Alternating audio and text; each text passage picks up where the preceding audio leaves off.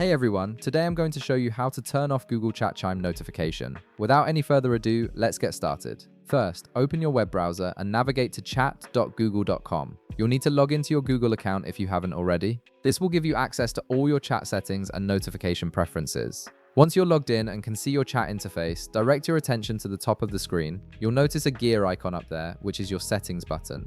Go ahead and click on this gear icon to open up your settings menu. This is where you'll find all the customization options for how Google Chat behaves and notifies you. After the settings menu opens, look over to the left side of the screen. You'll see a navigation panel with different setting categories listed vertically. Make sure you're on the notifications section. This is the area that controls all aspects of how and when Google Chat alerts you about new messages and activity.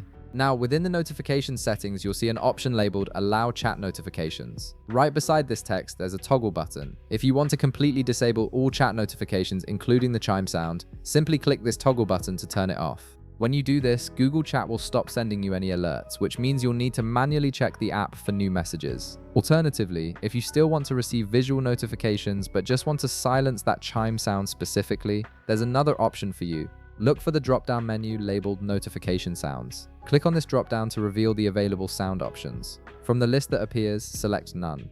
This way you'll still get notification pop-ups or badges, but without any audible chime disrupting your workflow. And that's it. You've successfully turned off the Google Chat Chime notification, giving you more control over how you receive alerts. If this video helped you out, be sure to leave a like, subscribe, and I'll see you in the next one.